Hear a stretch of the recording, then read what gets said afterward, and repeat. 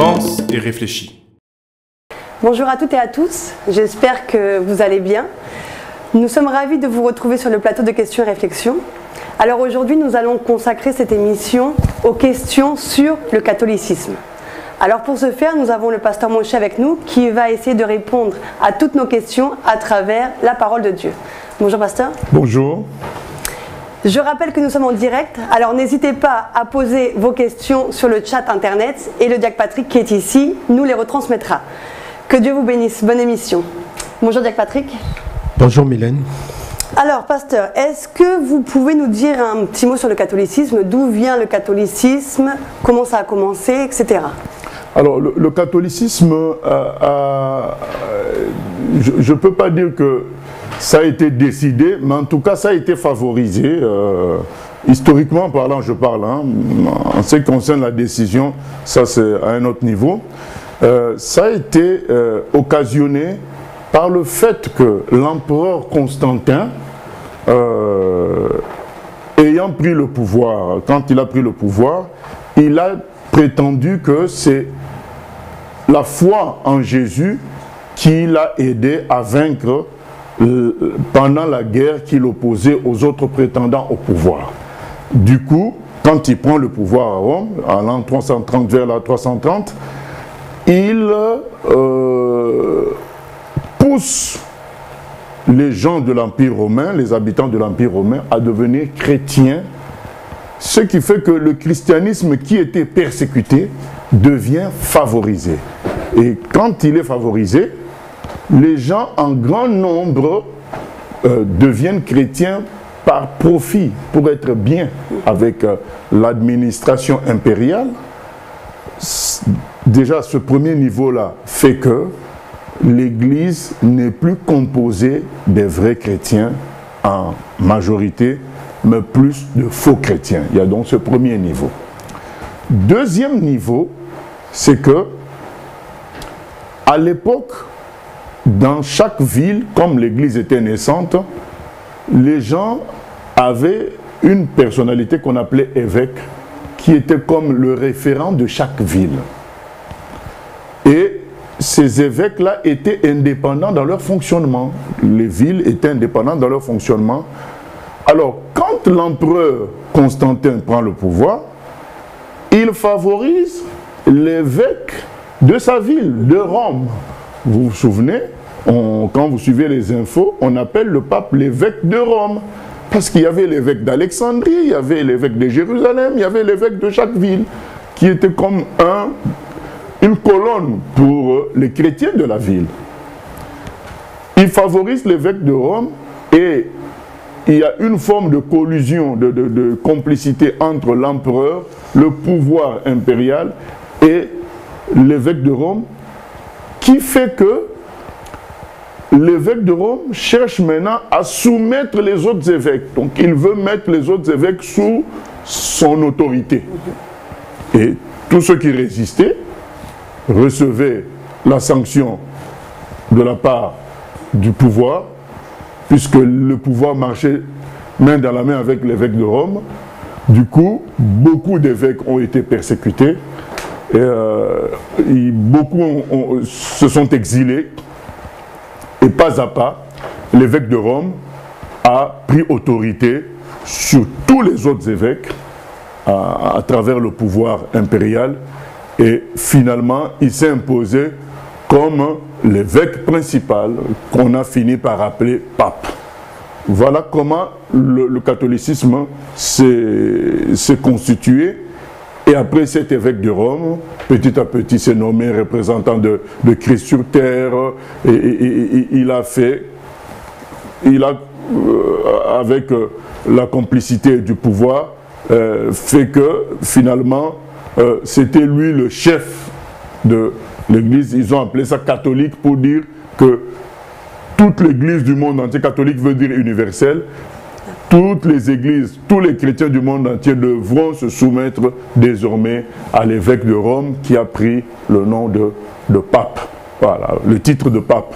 Voilà comment s'est constitué le catholicisme. D'accord, donc si je comprends bien, c'est cet évêque-là de Rome qui a combattu, entre guillemets, contre Dieu et qui a pris le pouvoir et qui a mis tout le monde sous son autorité, sous son joug. En quelque sorte, parce que cet homme, il s'est donné le nom de Pontifex Maximus.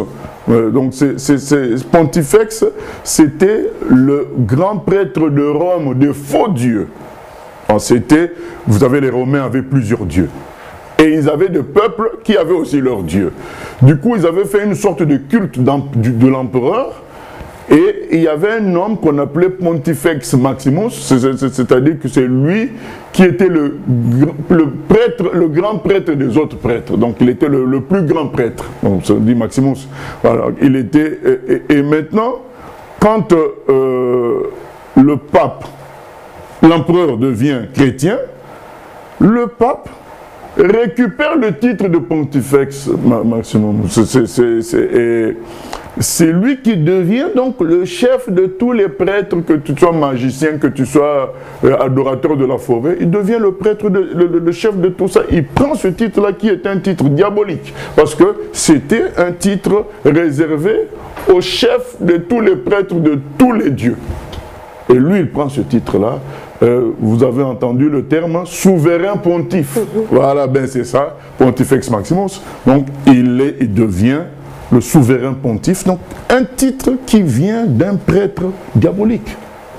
Alors maintenant, comment expliquer, puisque au début c'était le christianisme qui avait pris place, comment ce souverain pontife a pu amener une autre doctrine que la doctrine biblique? Mais du moment qu'ils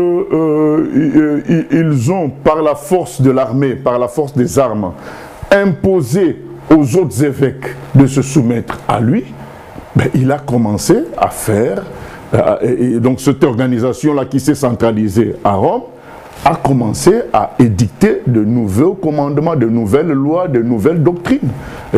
Si tu ne te soumettais pas, tu étais tué, tu étais persécuté. Donc c'est eux-mêmes qui ont écrit... Qui ont commencé à bâtir ce qu'on appelle le catholicisme d'aujourd'hui. Voilà. À partir de ce moment-là, à partir du moment où l'évêque de Rome est devenu le souverain pontife, donc le chef de tous les prêtres, ils n'ont plus laissé la place, même aux autres religions, ils n'ont plus laissé la place. Donc c'était, il faut se ranger derrière le souverain pontife, sous peine de recevoir la punition de l'armée. D'accord, donc on fait une différence entre le christianisme et le catholicisme? Bien sûr, le catholicisme n'est pas le christianisme. Le catholicisme est un vol, une usurpation du catholicisme par un groupe de gens à travers Constantin. Donc les chrétiens se sont endormis quand Constantin a pris le pouvoir. Ils se sont dit, nous sommes soulagés, c'est un chrétien qui a pris le pouvoir, mais en s'endormant ainsi, petit à petit, ils ont laissé la place à une grosse quantité de païens qui a rempli les églises. Finalement, les églises étaient à majorité remplies de faux chrétiens plutôt que de vrais chrétiens.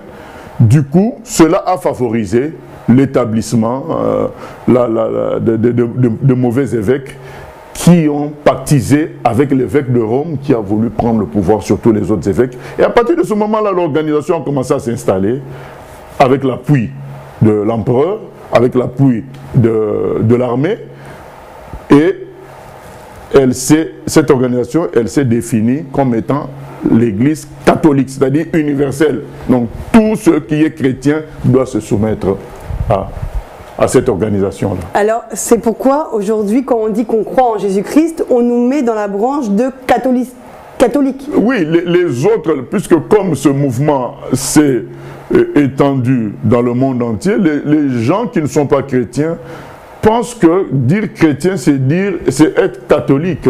Mais non, catholique, c'est pas chrétien. Catholique, c'est un mouvement qui s'est imposé par la force physique comme étant le seul mouvement chrétien au monde. Mais il y a eu bien sûr des résistances. C'est ce qui explique que nous soyons là. D'accord.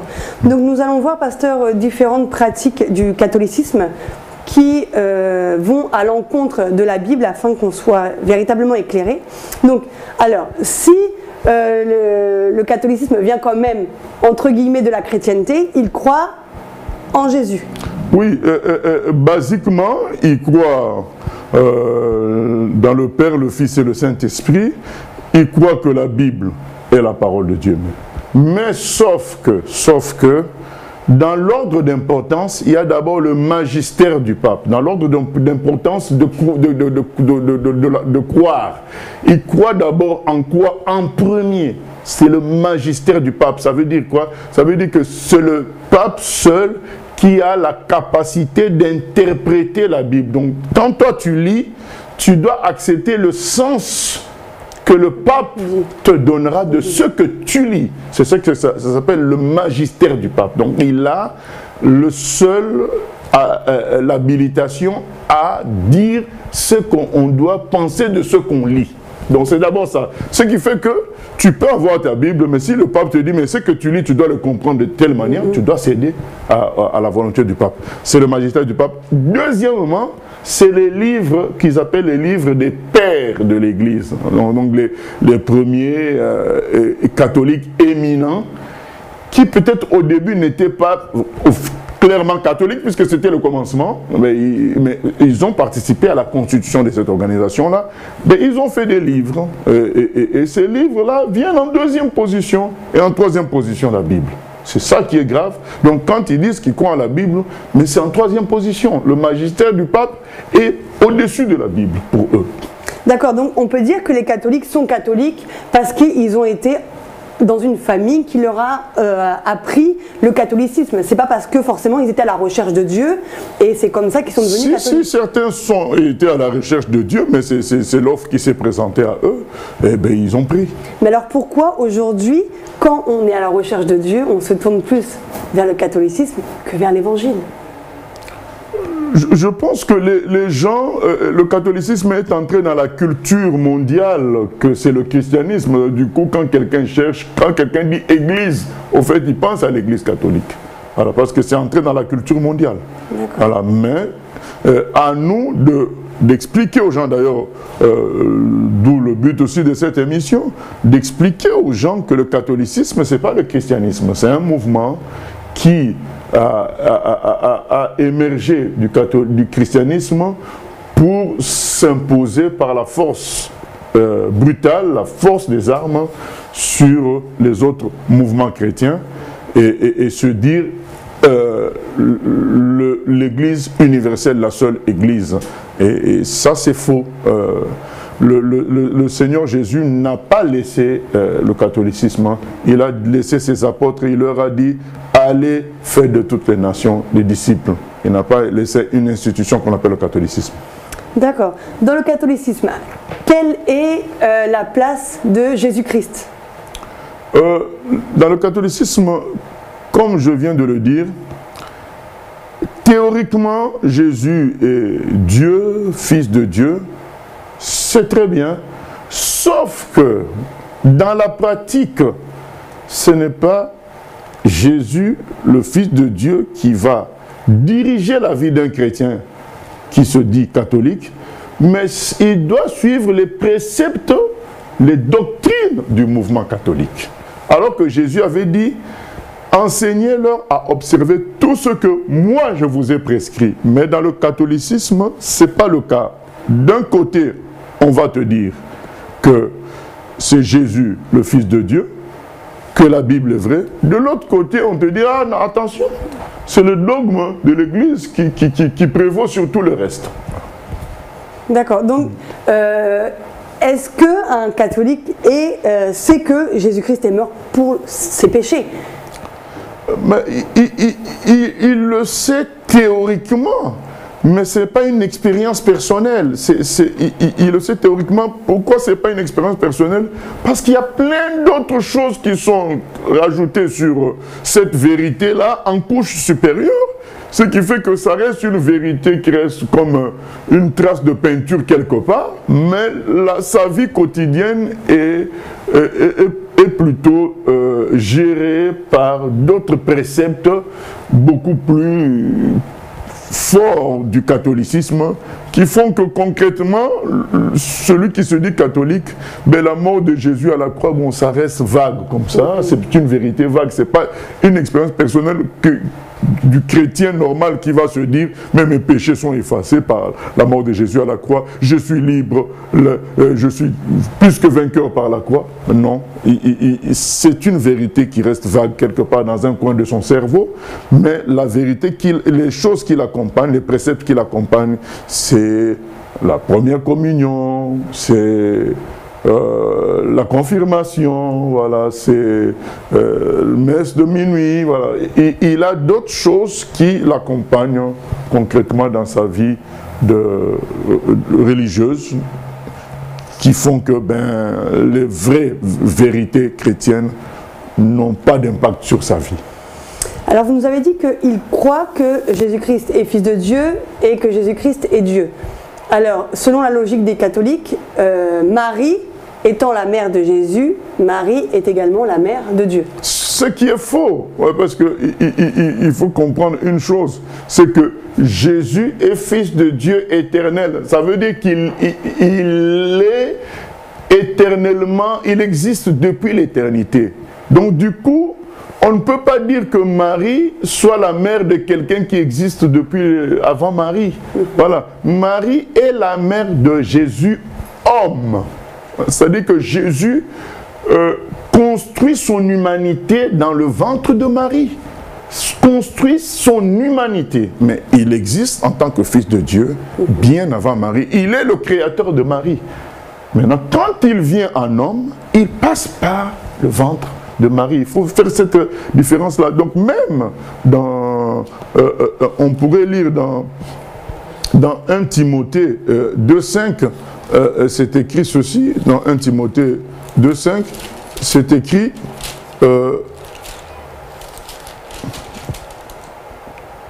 car il y a un seul Dieu et aussi un seul médiateur entre Dieu et les hommes, Jésus-Christ homme.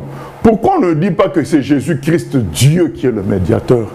Parce qu'il y a une différence. Donc Jésus-Christ homme, c'est celui qui est notre représentant en nous, puisqu'il est homme comme nous, et il s'est battu à la croix pour nous sauver. Du coup, c'est lui qui, en tant qu'homme, qui va dire à Dieu, je me suis battu pour mes frères humains, j'ai souffert à leur place, j'ai été condamné à leur place.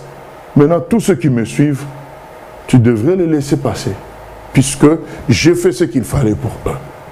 Mais ce n'est pas Jésus Dieu qui va être le médiateur, c'est Jésus homme. Alors selon ce verset biblique-là, est-ce qu'on peut adresser des prières à Marie? Bien sûr que non, nous venons de lire. Nous venons de lire qu'il n'y a qu'un seul médiateur entre Dieu et les hommes, c'est Jésus. On ne peut adresser des prières qu'à Dieu. Or, Marie est un humain. Et nous pouvons adresser des prières à Dieu le Père, en passant par le médiateur qu'il a choisi, c'est Jésus qui est mort à la croix pour nos péchés, ce n'est pas Marie. Donc tout ça, comme vous le disiez tout à l'heure, ils peuvent lire ça, mais ils ne comprennent pas.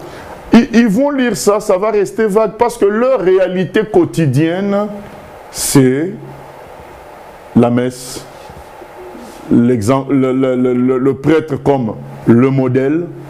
Vous savez, les bâtisses catholiques, elles sont immenses, elles impressionnent, elles s'imposent sur l'inconscient des gens, et les gens pensent que c'est dans cet endroit-là que se trouve une sorte de vérité, et or ces fausses vérités qui sont données, elles sont données au-dessus de la vérité réelle. Du coup, les gens, même s'ils ont la vérité réelle, la Bible, ils la lisent avec un certain relativisme, et du coup, ils n'utilisent pas vraiment ce qui est écrit. D'accord. Juste une question avant de laisser la parole au diacre Patrick. Il prie également, donc là on vient de voir qu'il y a un seul médiateur entre Dieu et les hommes. Sauf que dans le catholicisme, il y a des saints pour tout. On veut quelque chose, on veut la pluie, on veut à manger, on veut une guérison. On a un saint particulier à prier. Ésaïe 8,19 nous dit ceci. Nous allons lire Ésaïe 8,19. Si l'on vous dit, consultez ceux qui évoquent les morts et ceux qui prédisent l'avenir, qui poussent des sifflements et des soupirs. Répondez, un peuple ne consultera-t-il pas son Dieu? S'adressera-t-il aux morts en faveur des vivants? Donc tous ces saints-là qui sont morts, nous n'avons pas à nous adresser à eux. Nous avons Dieu qui est éternel, qui est tout-puissant, qui est partout. C'est ce que dit ce verset. Prions Dieu qui est partout, qui est tout-puissant, qui est vivant, qui ne meurt jamais. Et les gens préfèrent aller prier des morts. En fait, ces gens-là, les morts ont prouvé leur incapacité en mourant. Et c'est eux qu'on va prier. C'est pas normal. Parce qu'on se dit qu'ils sont au ciel et qu'ils nous voient et qu'ils veillent sur nous. Admettons qu'ils sont au ciel, mais qui les y a amenés? C'est Dieu. Alors, mais pourquoi ne pas directement prier Dieu lui-même qui a eu cette capacité de les amener au ciel? On va prier les inférieurs. C'est pas logique. Voilà. Donc, dans tous les cas, c'est interdit dans la parole, on vient de lire. Un peuple doit consulter son Dieu et pas les morts. Oui, il y a beaucoup de questions Internet qui sont arrivées. Je commence par la première. De ce fait, y a-t-il un lien spirituel puissant de dévotion entre le pape et les catholiques, les emprisonnant et les empêchant de voir la vérité? Est-ce une possession? Oui, ça peut aller jusqu'à la possession démoniaque. Oui, c'est ces liens-là ils sont impressionnés par l'organisation, sa majesté, sa grandeur, les bâtiments, l'ensemble, les richesses, tout ça, les tenues. Ça impressionne l'être humain, ça joue sur le subconscient, ce qui fait que face à la vérité réelle, eh ben, ils ne réagissent pas. Ils réagissent pas. Est-ce que le catholicisme n'est plutôt pas marial que chrétien, puisque dans le catholicisme, tous les honneurs qui sont à Jésus sont donnés à Marie plutôt qu'au Seigneur? Effectivement. Pratiquement, concrètement, c'est cela. Mais ils s'en défendent en disant non, dans le texte, nous croyons que c'est Jésus qui est le Fils de Dieu. Mais oui, mais après, ils trouvent une explication en disant mais oui, mais quand on veut voir le roi et qu'il est en colère, on peut faire passer par sa maman comme ça. Mais non, Dieu a déjà fait le système suivant. Puisque lui, il est en colère, il faut passer par son fils Jésus. Alors, il ne faut pas nous créer un autre médiateur, alors qu'il y a déjà le médiateur qui est lui-même Jésus. Pourquoi ont-ils des rituels avec des chapelets et des bougies, des statues, etc. Cela fait vraiment rite magique. Bien sûr, voilà. Je suis d'accord avec l'internaute. Si le catholicisme est aussi répandu, n'est-ce pas aussi dû aux conquêtes européennes post-coloniales, puisque 95% de la planète a subi à un moment donné la domination européenne après la Renaissance? Bien sûr, mais c'est depuis la constitution du catholicisme. Le catholicisme a profité du pouvoir impérial, du pouvoir étatique, du pouvoir séculier, du pouvoir des humains. Il y a eu collusion entre l'empereur et l'évêque de Rome. Donc l'évêque de Rome a profité de l'armée et de la même chose, le catholicisme a profité du colonialisme pour se répandre.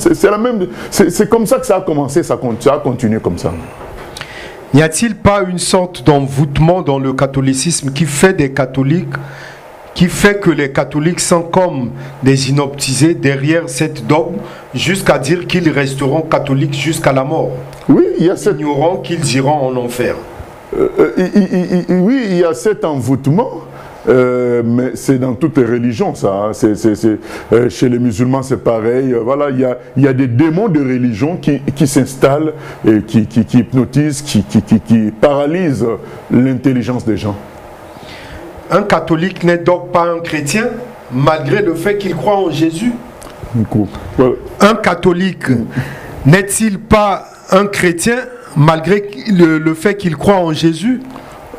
En général, je dirais qu'un catholique n'est pas un chrétien. Il y a des exceptions que Dieu seul connaît, mais en général, je le dirais comme ça. Voilà, le catholique n'est pas encore un chrétien parce qu'il est dans un système qui fait des choses contraires à la parole de Dieu d'une manière évidente, d'une manière claire et décidée. Voilà, donc c'est des dogmes. Les dogmes sont faux, sont anti-bibliques, les dogmes du catholicisme. Est-il bien de participer à la prière avec ces gens-là? Est-ce qu'on peut prier ensemble avec eux? Eh bien, nous allons lire dans 2 Corinthiens 6,14. 2 Corinthiens 6,14.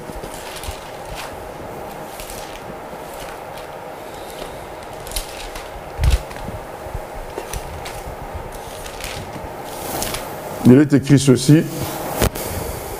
Ne vous mettez pas avec les infidèles sous un joug étranger, car quel rapport y a-t-il entre la justice et l'iniquité, ou qu'y a-t-il de commun entre la lumière et les ténèbres? Quel accord y a-t-il entre Christ et Bélial, ou quelle part a le fidèle avec l'infidèle? Quel rapport y a-t-il entre le temple de Dieu et les idoles? Car nous sommes le temple du Dieu vivant. Comme Dieu l'a dit, j'habiterai et je marcherai au milieu d'eux, je serai leur Dieu et ils seront mon peuple.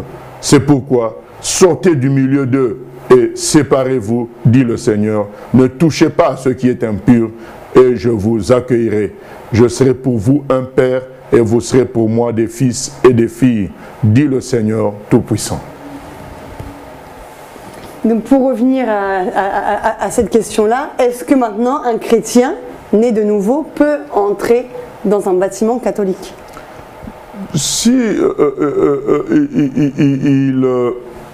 il y entre dans le but de participer à un culte, il est en défaut par rapport à la Bible, il est en contradiction, il est en infraction par rapport aux Écritures que nous venons de lire. Et il a participé à quelque chose de mauvais avec les infidèles. Et c'est ainsi que beaucoup de chrétiens dans ce genre de compromission, ils ouvrent des portes à l'action de mauvais esprits sur leur vie.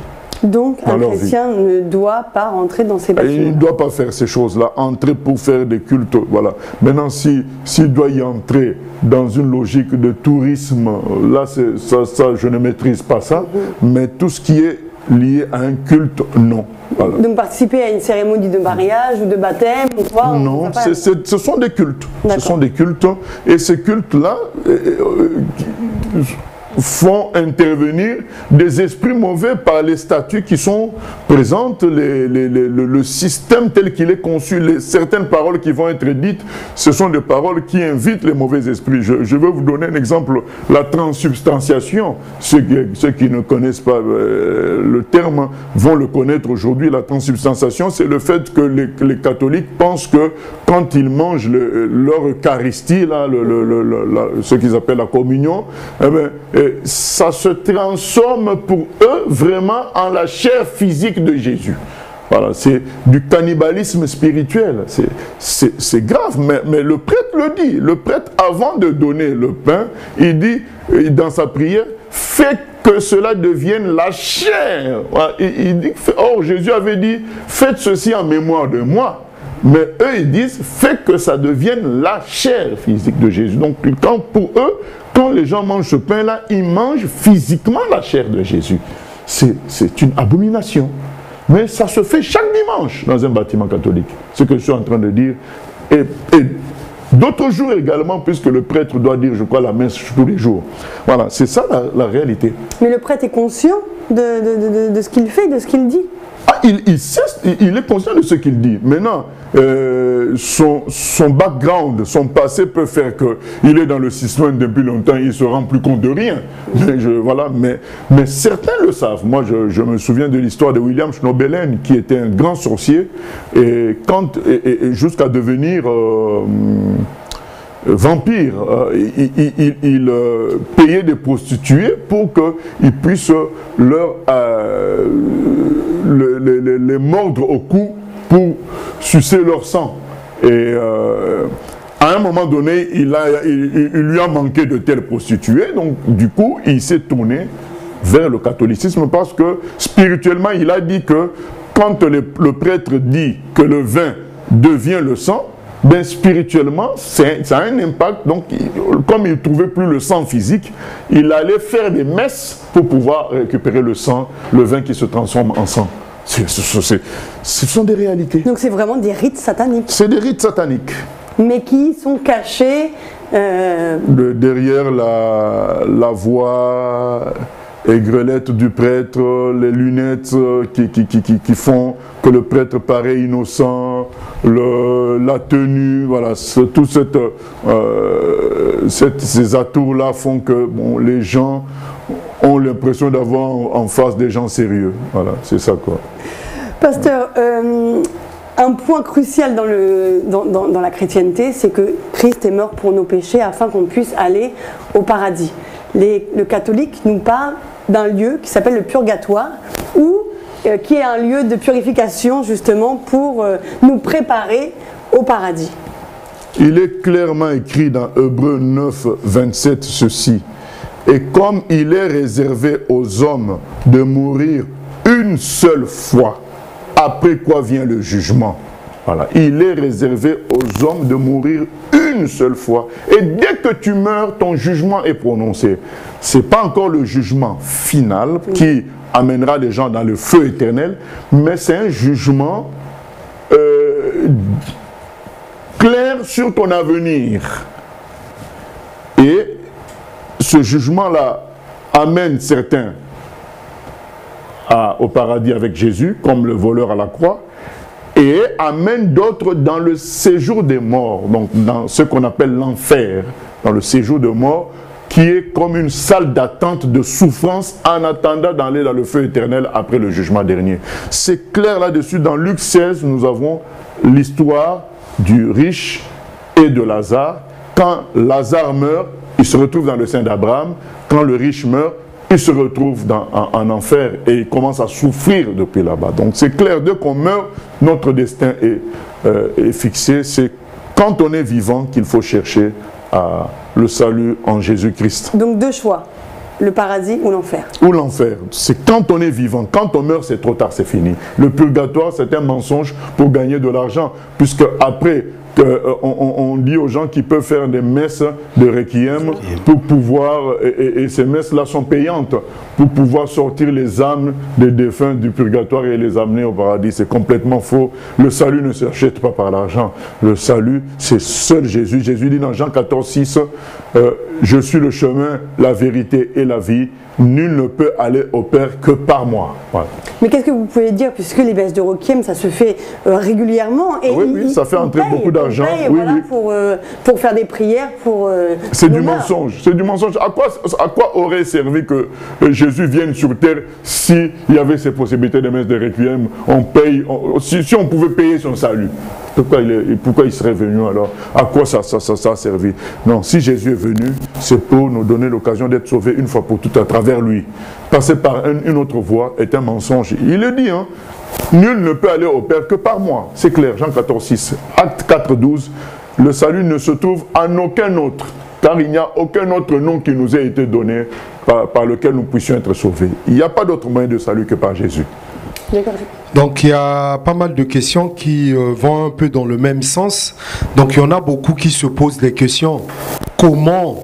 Parce qu'ils sont issus des familles catholiques, d'autres aujourd'hui sont convertis.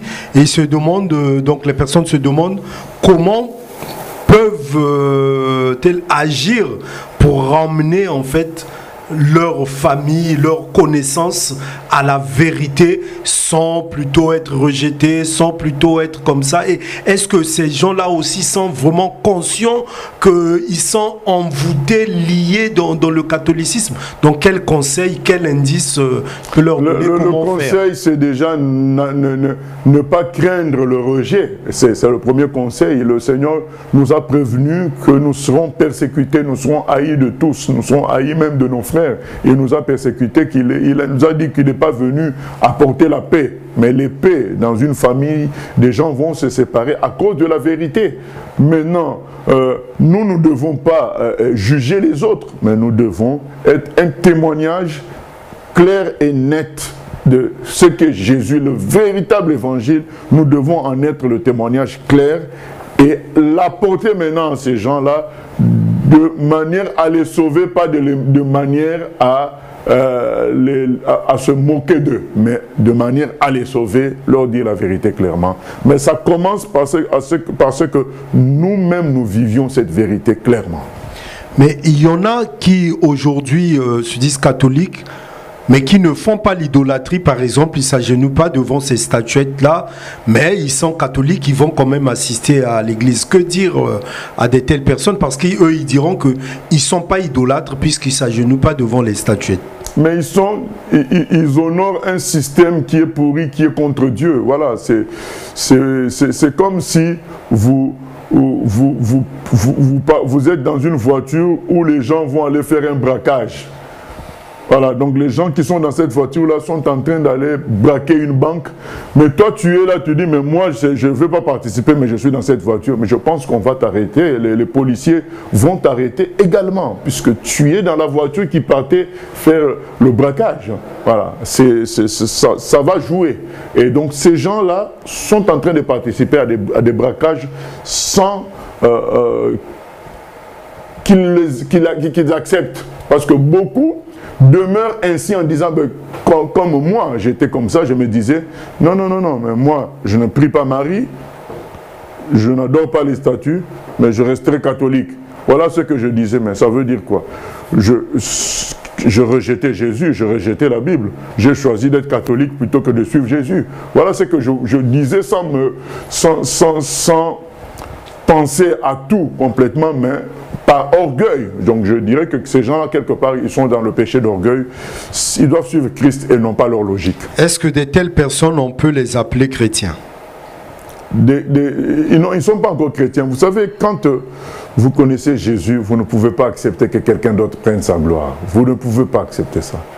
Quand vous connaissez Jésus, quand vous rencontrez quelqu'un, même, je le dirais même par rapport à tous les faux pasteurs qu'on voit là, quand quelqu'un rencontre vraiment Jésus, il ne peut pas accepter que quelqu'un, quand on le voit, on a l'impression qu'il a pris la place de Jésus. Les vrais chrétiens n'acceptent pas ça. Voilà. C'est pourquoi même dans les milieux évangéliques, beaucoup ne sont pas chrétiens. Un ex-prêtre catholique qui s'est maintenant converti en Christ dit que tous les prêtres catholiques sont des sorciers. Ils sont tous initiés à cela dès leur ordination. Est-ce possible? Est-ce que tous sont-ils conscients d'être initiés? Non, tous ne sont pas conscients. Il y a un certain nombre qui est conscient, mais pas tous. Pas tous. Dans ces choses-là, il ne faut jamais parler pour tous. Seul Dieu peut parler. Nous, on doit parler par rapport au principe du mouvement. Mais on ne peut pas dire catégoriquement que tous sont magiciens, tous, voilà, on ne peut pas le dire. Tout ce qu'on peut dire, c'est que le mouvement en lui-même est satanique. Voilà, ça, nous pouvons le dire avec assurance parce que c'est un mouvement qui prétend avoir la Bible et qui fait le contraire exactement de ce que dit la Bible. Donc on peut le dire clairement que c'est un mouvement satanique.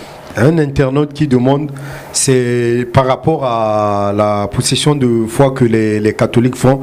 Je crois en Dieu tout-puissant, créateur du ciel et de la terre. Est-ce que c'est sérieux ce qu'ils disent? Non, c'est pas du tout sérieux. Ils croient plus au magistère du pape qu'à tout le reste. Oui, puisque même je sais que à la fin de cette prière, il dit « Je crois en l'Église catholique ». Voilà, c'est ça. Et universelle.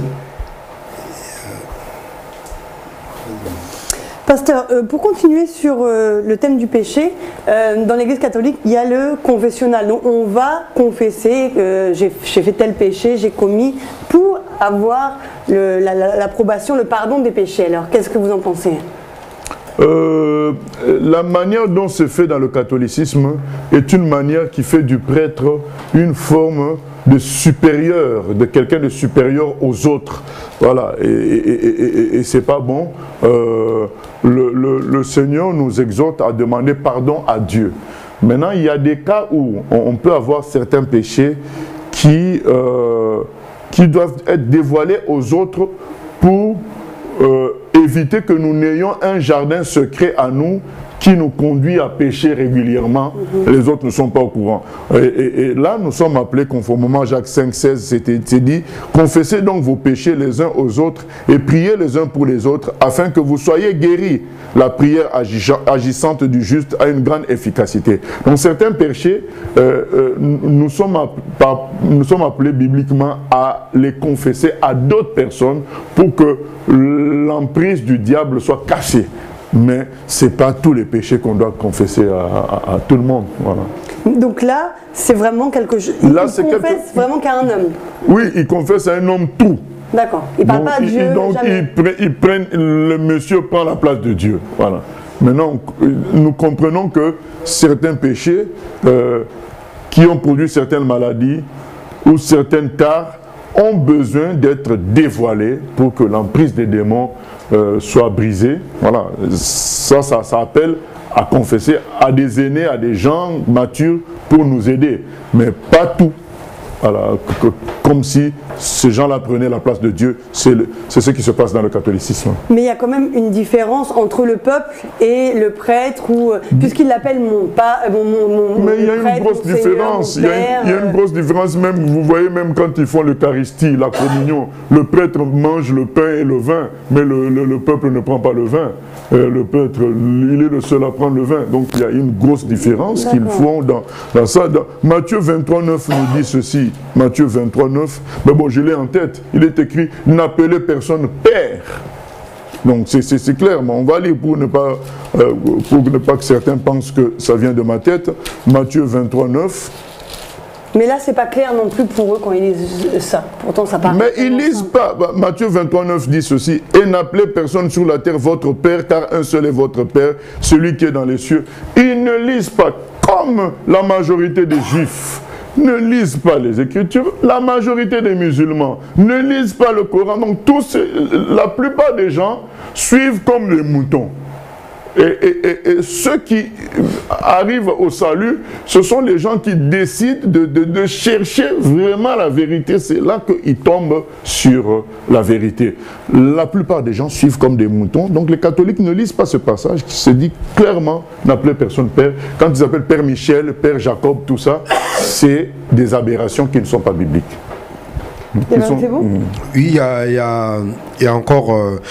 D'où vient cette doctrine du catholicisme que les prêtres ne doivent pas se marier? Alors, il paraît, je n'ai pas la source sûre, il paraît qu'à un moment donné, ils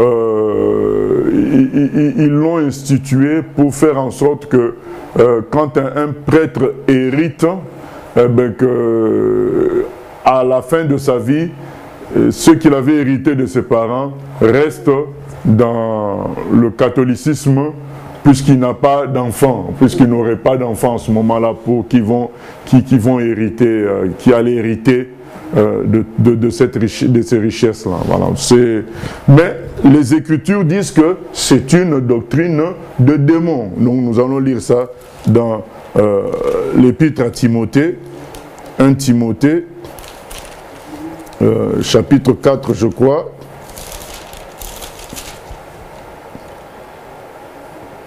Il est écrit ceci.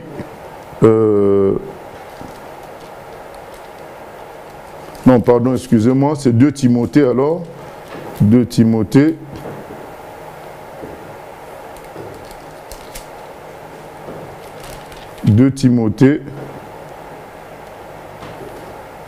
Non, on revient toujours à 1 Timothée 4. On va le lire. 1 Timothée 4. Mais l'Esprit dit expressément que dans les derniers temps, quelques-uns abandonneront la foi pour s'attacher à des esprits séducteurs et à des doctrines de démons, par l'hypocrisie de faux docteurs, portant la marque de la flétrissure dans leur propre conscience. Ils prescrivent de ne pas se marier et de s'abstenir d'aliments que Dieu a créés pour qu'ils soient pris avec action de grâce par ceux qui sont fidèles et qui ont connu la vérité. Donc ce sont des gens qui prescrivent de ne pas se marier. Il nous est dit que c'est une doctrine des démons. Mais pasteur, quand on voit, excuse-moi je te coupe, par rapport donc, au célibat des prêtres, mais c'est dans l'église catholique qui a le plus de problèmes de pédophilie, d'homosexualité et aussi d'enfants, adultérins. Donc ils prennent les femmes d'autrui et beaucoup ont des femmes, enfin des maîtresses. Ça montre que ça ne vient pas de Dieu. Voilà. Oui, les internautes réagissent, ils disent, est-ce qu'ils ne se marient pas pour copier le Seigneur Jésus-Christ qui ne s'est pas marié, l'apôtre Paul qui ne s'est pas marié? C'est ce qu'on leur a dit officiellement, mais la réalité, on vient de la lire là. C'est une doctrine des démons. C'est écrit, c'est pas moi qui le dis. Voilà. Pourquoi y a-t-il des livres différents dans la Bible des catholiques que les Bibles ordinaires? Par exemple, Barnabé, Non, il n'y a pas non plus Barnabé chez les catholiques. Bon, ça c'est autre chose, il y a des escrocs qui veulent rajouter ça aujourd'hui. Mais il y a ce qu'on appelle les livres apocryphes. Voilà, les livres apocryphes, parce qu'il faut se rappeler de la manière dont la Bible a été constituée. La Bible est composée de deux parties. La première partie qu'on appelle le Premier Testament et la deuxième partie c'est le Deuxième Testament. Le Premier Testament c'est le travail que Dieu a fait avec le peuple juif. Donc ça a été consigné dans ce qu'on appelle le Premier Testament, puisque Jésus nous le dit aussi que le salut vient des Juifs. Donc ce que Dieu a fait comme travail avec eux est capital et important. Et ce Premier Testament a été définitivement constitué en l'an 70 dans une ville d'Israël qu'on appelle Yavne, donc dans la Palestine de l'époque. Et quand ça a été constitué, n'ont été retenus que les livres qui avaient été écrits en Israël. Voilà, il y a plusieurs personnes qui ont écrit. Mais quand ils ont fait ce qu'on appelle le canon des Écritures, donc le rassemblement des livres qu'on considère comme infaillibles, comme venant de l'inspiration directe du Saint-Esprit, ils n'ont pas pris les livres qui ont été écrits en Égypte ou dans les parties grecques de l'Empire romain. Ils ont pris que les livres écrits en Israël. Et c'est ça qui a constitué le 39 livres que les Juifs ont. Quand les Juifs disent la Bible, c'est 39 livres. Donc c'est ce que nous on appelle le Premier Testament. Alors, les catholiques, à ces livres, ils ont rajouté des livres qui ont été écrits ailleurs qu'en Israël. Et ces livres-là sont teintés de pratiques d'autres religions qui étaient dans ces pays-là. D'ailleurs, c'est pour cela que les Juifs, eux, ils avaient refusé de prendre ces livres-là. Et ils ont fait donc un corpus de livres beaucoup plus grand que les Juifs eux-mêmes, alors que c'est Dieu qui travaille avec les Juifs, c'est les Juifs qui doivent fixer ce que Dieu a fait avec eux. Voilà, maintenant, eux, ils ont élargi cela. Et en ce qui concerne le Nouveau Testament, ils n'ont pas touché. Nous avons les mêmes livres. Donc du coup, nous nous retrouvons au moment où certains chrétiens prennent conscience que le catholicisme a fait beaucoup de mélanges. Quand les chrétiens ont voulu faire la Bible des chrétiens, ils ont retenu la Bible des Juifs, à laquelle ils ont rajouté le Nouveau Testament, les lettres, les évangiles, laissés par les apôtres, voilà, avec le critère d'apostolité pour accepter un livre. Voilà comment la Bible a été constituée. Donc du coup, les livres apocryphes n'ont pas été reconnus par les Juifs, ni par Jésus, parce que Jésus, quand lui il est sur terre, il disait il est écrit, il est écrit. Il n'a jamais cité un livre apocryphe dans ces il est écrit là. Il a cité que les livres retenus plus tard par les Juifs. Voilà à peu près comment ça s'est fait. Du coup, ces livres apocryphes, nous ne les considérons pas comme étant infaillibles et totalement inspirés. Nous pouvons les utiliser dans un cadre historique, c'est tout. Mais pasteur, excuse-moi, est-ce que c'est pas à cause de ces livres-là apocryphes Il y a les fausses doctrines dans le catholicisme? Pas du tout. C'est ça qui est curieux en plus.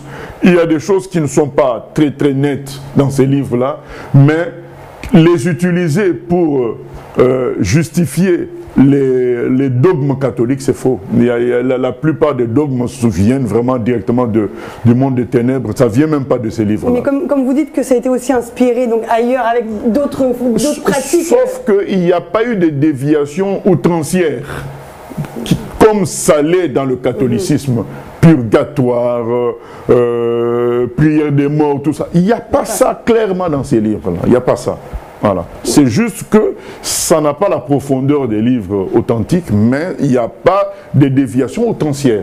Voilà. Donc, ils ne pourraient pas utiliser ça vraiment pour justifier tous les dogmes mauvais catholiques, tout ce qui est lié à Marie, tout ce qui est lié à l'infaillibilité du pape. Vous vous rendez compte, ils disent que le pape est infaillible. Quoi. Voilà.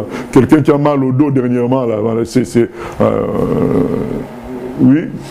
Oui, les catholiques disent que le Saint-Esprit agit aussi chez eux, puisqu'ils sont aussi exaucés quand ils prient, et la confusion à cela, c'est qu'ils rendent gloire à Marie. Que dire et comment comprendre cela. Sont-ils vraiment exaucés par Dieu ou par qui? Cette logique-là d'exaucement, nous retrouvons ça dans tous les mouvements. Il y a des musulmans qui vont vous dire, bon, j'ai prié, j'ai été exaucé, donc c'est que l'islam est bon. Les bouddhistes vous le diront, les juifs dans le judaïsme vous le diront. Mais vous savez, c'est fait exprès, afin que nous choisissions la vérité à cause de la vérité et non pas à cause de ce que nous pouvons recevoir d'une logique. Voilà. Dieu laisse faire parce qu'il veut que les gens choisissent la vérité, non pas parce que ça rapporte, mais parce que c'est la vérité. Et si Dieu faisait que seule la vérité rapporte, les gens viendront à la vérité, pas pour la vérité, mais pour ce qu'elle donne. Alors Dieu a fait que même le mensonge aussi rapporte. Comme ça, ceux qui viendront à la vérité ne viennent que pour la vérité. Voilà.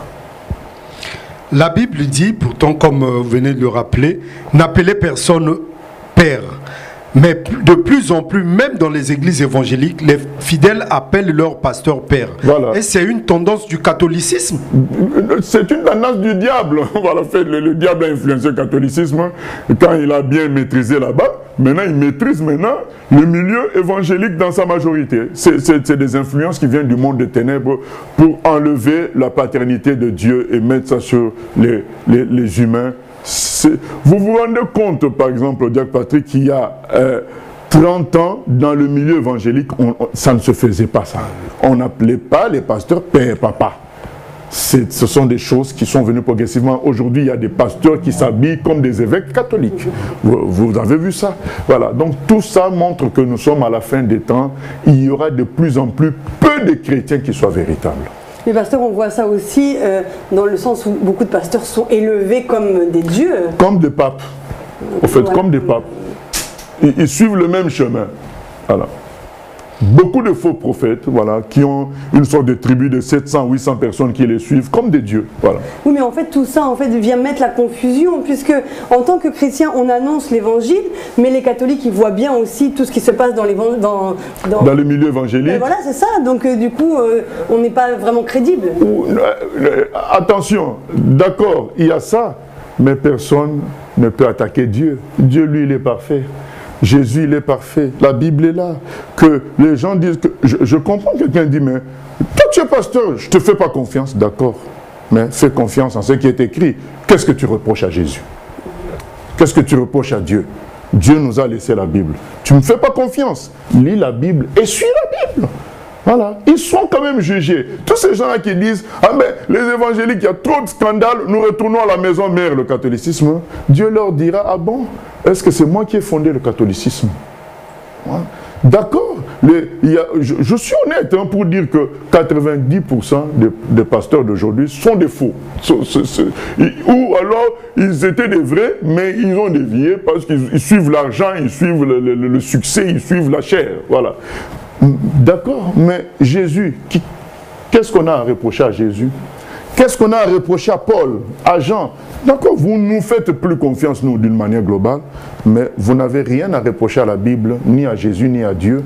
Alors suivez la Bible, et la Bible vous conduira, voilà, le Saint-Esprit vous conduira à vous rencontrer avec d'autres chrétiens qui font la même démarche que vous. Et là, vous ferez une assemblée, vous travaillerez ensemble, parce que nous ne pouvons pas nous dire chrétiens en restant isolés, c'est faux. Voilà. Dieu a d'autres enfants ailleurs. Et les enfants ont tendance à s'aimer. Voilà, les enfants d'un même papa. Donc le but, c'est de ramener vraiment toujours à la lecture de la parole de Dieu. De la parole de Dieu, à Dieu et à Jésus. Là, vous dites, oui, moi je suis conscient de ça. C'est pourquoi quand j'arrive quelque part, que quelqu'un se méfie de moi, je comprends. Avec tout ce qui se passe, je comprends. Mais je leur dis toujours, mais Jésus, vous n'avez rien à reprocher à Jésus. Il n'a rien fait, il est mort pour voir la croix. Alors suivez-le, suivez la Bible. Il n'y a rien à reprocher. C'est ça. Est-il mauvais, pasteur, pour un chrétien d'entrer dans une église pour assister à un mariage ou à la cérémonie c'est participer aux mauvaises choses. Voilà. C'est participer aux mauvaises choses. On a lu ça dans 2 Corinthiens 6,14, participer avec les infidèles, se mettre sous un joug, sous une domination étrangère. En ce qui concerne la Vierge Marie, les catholiques la vénèrent à cause de l'image d'une femme dans le ciel lors des visions de l'apôtre Jean. Or, d'autres disent qu'il ne s'agit pas d'elle. La très puissante Église catholique aurait donc entraîné des milliards d'humains dans l'erreur depuis autant de siècles. Oui, oui. Pourquoi Dieu n'opère pas un miracle quelconque pour rectifier le tir? Pourquoi l'Église catholique ne se remet pas en question? Pourquoi la chrétienté ne se réunit pas pour unifier les points de vue? Ce n'est pas les chrétiens qui doivent s'unir pour unifier le point de vue. Tout est clair dans la Bible. C'est le Saint-Esprit qui fait ce travail-là, qui nous appelle à tous lire la Bible et à suivre les enseignements des apôtres. Vous savez, dès que les gens sortent des enseignements des apôtres, c'est là que se créent des sectes, des faux prophètes et multiples déviations. Restons dans la Bible, dans les enseignements des apôtres. Eux, nous ne dévierons pas et nous trouverons d'autres chrétiens qui suivent la même logique. Ensemble, nous ferons l'église du Seigneur. Je reviens maintenant sur le fait que ça fait des milliards de personnes déviées. Effectivement, c'est écrit large est le chemin qui mène à la perdition. Beaucoup de gens le suivent. À chaque siècle, il y a toujours eu des gens qui ont voulu ramener les autres à la vérité. Les gens ont préféré suivre la facilité d'être dans le grand nombre et du côté des gens puissants que représentait à chaque siècle précédent le catholicisme. Aujourd'hui encore, les gens ont le choix de choisir la vérité. Il ne faut pas dire que Dieu n'intervient pas, il intervient, mais c'est les gens qui ne suivent pas. Aujourd'hui, cette émission est là. Maintenant, quelqu'un qui écoute ça et qui dit « Ah non, non, moi je reste catholique », il va dire que Dieu n'est jamais intervenu. Non, il est intervenu, on a fait l'émission. Voilà. A-t-on le droit de prier le Saint-Esprit comme on prie Dieu, comme on prie Jésus? Ce n'est pas écrit. Que ça se fasse d'une manière exceptionnelle, ce n'est pas à moi de juger. Mais ce qui nous est donné, c'est de prier le Père au nom de Jésus. Et dans certaines parties des Écritures, nous voyons les apôtres prier directement Jésus. Voilà, donc, mais nous ne les voyons pas prier directement le Saint-Esprit. Donc nous voulons rester dans le chemin des apôtres. Voilà, maintenant que quelqu'un, d'une manière exceptionnelle, ait prié le Saint-Esprit, ça regarde Dieu, mais nous préconisons, nous disons qu'il faut suivre les enseignements des apôtres et la pratique des apôtres. Pasteur, il y a beaucoup de questions que moi j'ai encore à poser, je pense que les internautes aussi, donc je pense que c'est essentiel qu'on refasse une émission sur le catholicisme, mais malgré tout, est-ce que vous avez un petit mot pour clôturer cette première émission? Voilà, le mot le plus important, c'est dire aux amis catholiques que j'étais aussi, il faut comprendre que j'étais aussi catholique.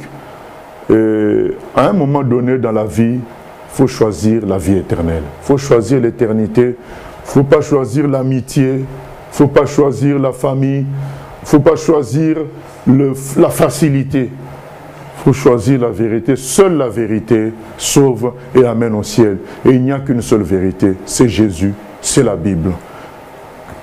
Nous ne demandons pas aux gens de nous suivre, nous demandons aux gens de suivre Jésus et la Bible. Et ils seront sauvés éternellement. Et nous disons aux évangéliques qui ont l'habitude de critiquer les catholiques, attention, vous êtes en train de refaire la même chose, vous êtes en train de suivre le même chemin, revenons à la simplicité des Écritures, suivons les enseignements des apôtres de la Bible.